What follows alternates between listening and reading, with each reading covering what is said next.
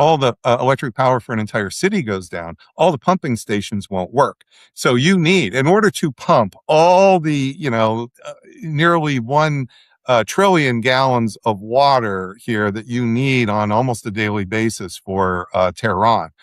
Here, you need a massive amount of power to turn and generate all that here, and this is and now you would say, well, isn't there some way to back it up? Yeah, it used to be before electric power. You know how we did it? We had all those water wells in the sky. Remember, if you sort of watch Petticoat Junction or you see some of these old things, you'll see, oh, there's the water tower and all. Well, that was the water tower. Well, guess what? We don't have water towers anymore. Okay. So you might build them. All right. But you don't have the back up to we have all, and that's true in Tehran as well. So you are going to suddenly have much worse than the food problem. It's going to be the water problem. And it's, you're not going to be, Tehran doesn't turn on desalinization plants. That's a problem for Kuwait. Others, very little for Iran, and none for Tehran. That said, it needs the electricity to pump the water here, and so you're going to have a massive water shortage that's going to occur. Now, it will take time here for this to really become a truly dire. But if you project this out again over a month, over several months, what you start to see, and then also the hospitals are down. So now all of a sudden, Tehran has 170 hospitals, 5,000 dialysis patients. Well, there's no dialysis here. So those folks are either dead or likely dead within a few weeks or maybe a month, some short period of time. They're not going to be able to last for years. None of the surgeries that you would have, like say, heart surgeries or any of the other life-saving surgeries here, they all turn on electric power. Now, you'll have some backup power generation, to be sure, and they'll be able to try to, do what they can, like a MASH unit. But you are going to have substantial losses of this high-end critical medical care that's going to occur. And then I haven't even talked about air conditioning. Now, in Tehran, the average temperature now, and I know our folks in the Gulf they don't need me to tell you this, probably near what we call about 100 Fahrenheit, maybe even a little bit higher. So right now, that's why I said I'm dealing. But it's a dry heat. It's totally fine. Dry heat. Dry heat, totally fine. But what's going to happen is babies, old people. We know that these are the folks who die. And in the city of Chicago in 1995, we had a 5-day outage, not a 2-day, not a 3-day, a 5-day outage. And what happened after we got to day 5 is about 750 dead here in the city of Chicago. So again, this happens. The first few days is like going camping. Then it gets a lot worse, and it gets worse quickly. It's abruptly, and it's worse for many, many people, if you see what I mean. And you just have a much more dramatic effect. And that's why when, say, the hurricane that hit Cat 5 that hit Katrina, this wasn't so bad for the first few days, and then it got really bad. Mm-hmm. That's what the issue is here. And there's so what do you end up with? You end up probably refugees leaving the city, but they don't have any place to go. They're not going to have any more water there. You're gonna and what do you end up with here? You end up, in my book, Bombing to Win, I have a measurement stick for civilian punishment: low, medium, high, very high. So this is all done systematically in the book here. And so what you end up with here is actually what I call medium punishment, because you're not firebombing the cities. Okay. I know this is still medium. Okay. Yeah, this is only medium, folks. So this is, I understand. So medium's not that bad. It's right in the middle. It's just what you do. It's a medium. Just it's like someone who doesn't know how to order a steak. It's just medium. Yeah, It just gets. There's higher levels of this. I've studied. This is what it means to really do this in a serious way. But what happens in that medium punishment is anytime you hurt somebody, throw a punch at somebody, you get fight or flight. Well, when you have medium, you just wound somebody a little bit. That's when you get the fight, not the flight. And so this is what happened when we did medium civilian punishment. So when I say I've studied this, I can actually grade like what happened to different towns in Germany in World War II. It's not all painted with a broad brush. And when you had the medium punishment towns, those are the ones who wanted payback.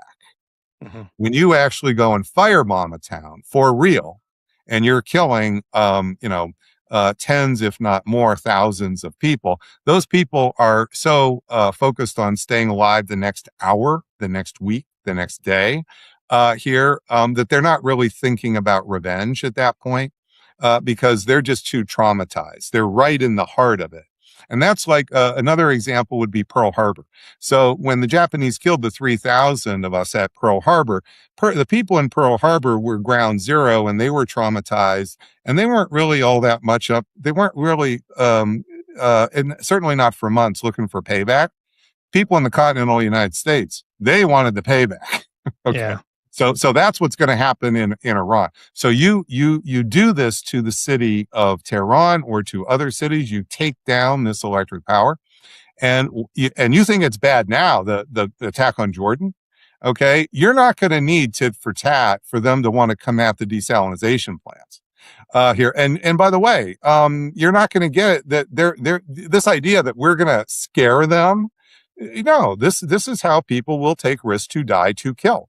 Here, they are really, really going to be emotionally upset, and you think, oh my God, I couldn't believe they're so emotionally upset now. This is what I mean by things could get much, much, much worse, and then they're not just going to look to come at our bases here in the region; they're going to look to come at America. Here Yeah. and Americans. Now, I can't tell you that's going to happen on exactly what day. Okay. So people want to poly market me, so they're always, you said something was going to happen. It didn't happen on So that. you have been reading the comment section. Okay. Well, actually, I was just on Piers Morgan's. I was debating here with Wesley Clark and General Kimmon, and I hope a lot of people will watch this because that's about the drone hunts here. Yeah. And I was explaining a lot of what the problems are with the drone hunt, and I want to do that for you folks here too. But I'm just saying that they should go and so this is about, folks. We need to understand this is about stages. And we are not out of this war. And these things I'm talking about coming, they're not off the table. Okay. This no. In fact, we're getting. You're just. It's. And this is why we need to really understand these consequences. And we are not causing. When you hit, it's fight or flight, and you're not causing the fight. Or flight. You're causing the fight. And so Iran here. A lot of people have asked, is Iran a monster? I don't know if they were a monster before February 28th. They're a monster now. And you're not stopping this just because we decide we're done now. We're decide we're too busy. We're going to go have a midterm now. We're too busy to deal with you now. We're just going to take some time off. We're up against a country that is the most biggest challenge for America since Germany in World War II. Not since Vietnam, not since Korea. This is not Iraq. This is not Afghanistan. This is the most difficult challenge we've had since Germany in World War II. And we're treating it as if it's Grenada. Yeah.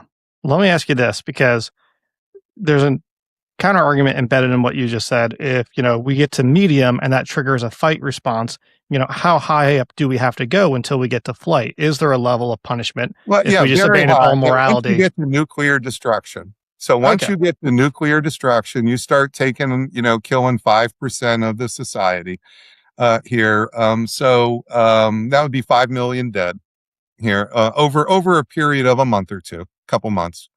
Then you will have you're going to start to traumatize the society to the point where at least we don't know how long the effect will last here because history we can see some in history and some is verified. So I can't tell you that once you get to that level, I call it the Mongolian solution, the extermination solution. I can't tell you that you will never get payback here. That's not really the position. The position is though that again, once you reach that massive level, then what's really happening is the actual population is so focused on just simply surviving to the next day, the next week, trying to help their, people with nuclear weapons. It's radiation burns and, things like that here, and there's no medical and so forth. So you have you really are traumatizing society to the point beyond but that said, we don't really know what will happen. But what I would suggest is the Muslims around Iran are going to be more in the medium category. See, they're going to get the radiation clouds over them, or they will get the spillover effects of killing that many people in Iran itself. And so that is a problem because essentially, just put it in terms of Israel, you've got 7 million Jews in Israel surrounded by 400 to 500 million Muslims, depending on how you want to. And right now, there's only a teeny tiny fraction of these Muslims are actually motivated to kill, much less be suicidally motivated to kill Israel. Well, you start killing this level of population here in Iran, that curve is very likely to go up, not so much in Iran itself as the concentric circles around Iran. And then others are going to start to get very upset and start thinking about uses of nuclear weapons, say Pakistan, to make sure you don't think you're doing it to them. So this is, Yeah. and then of course others will want nuclear weapons, Saudi, Turkey, Egypt right away here. So these are not going to, so this idea that some people might have, oh yeah, all we got to do is just kill them all.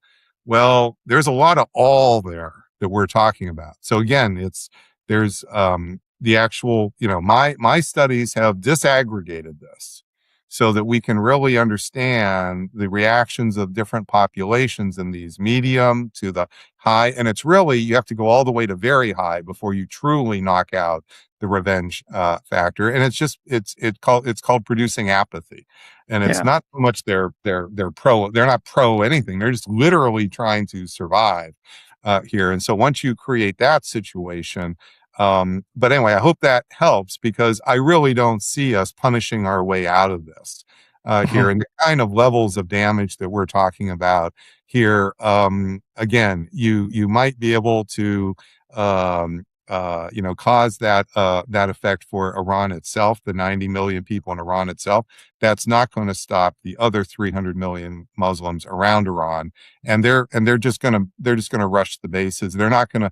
This isn't going to be about drones, and it's not going to be about missiles. Okay, this is going to be just much, much, much more barbaric than that. You're literally creating barbarism here. That's what happened, by the way, on the Eastern Front in World War II. So in chapter 8 of Bombing to Win, I lay out, so I actually had a much bigger section on this because I thought it was so important. And then the press made me cut it down. But there's a big section on just how barbaric it was between the Germans and the Russians on the Eastern Front of World War II, crucifixions, nailing people. I mean, this was much, much different than what the Western Front was like. So we Yeah. thought we were in the Western Front. And we thought that was a problem. And so this is why the Germans would not surrender. They wouldn't surrender because this is what it meant when the Russians were going to occupy them. And so when you see that, you say, yeah, I see. Might as well fight and die rather than just surrender and die. So Yeah, that's some of the most horrific stuff I ever read were accounts of what it was like when the Red Army actually got to Berlin. yeah. And then Yeah, I dug into more and I realized everything that happened before the Red Army got to Berlin. I'm like, yeah, this is same fucked with up. Putin's forces in Bucha. If you'll Google Bucha and see what happened in Bucha here in March 2022, had people, hundreds and hundreds people with their handcuffs on or hands tied behind their back, shot in the head here. I mean, just complete. I mean, it was unbelievable what happened at Bucha. Here. And this is, this is what we mean. Well, when you create barbarism here, this isn't going to turn off here easily. So people wonder why the Ukrainians are still fighting Bucha. Yeah. Well, let's turn now to the drone hunt Yeah. and what's going on there, because that is a very tactical task. And you studied it up the wazoo. Folks in the region actually trying to do this. there's only so many straws they can look through down at the ground to look for stuff to put bombs on Yeah, target. yeah. The It's big like thing, looking for a needle in a haystack, but the haystack is mountains. that's right. That's right. And the big issue here is, so I'm a professor too. I know what it means to try to communicate complex problems to people, and I've been doing that, and I've given a lot of thought to this. A lot of Americans, and it's true, of course, in the military, they know their geography by now. They know where Iran is roughly. They even know where Hormuz is. The big issue with the drone hunts that is so difficult to get across is one word: scale. It is not geography, it is scale. So on my Diary of the CEO interview that I did, people can go and listen to that. I also did a big thing on my Escalation Trap Substack here. It was the day before. I did it, stayed up all night, literally 8 hours here before I did this Diary of the CEO interview.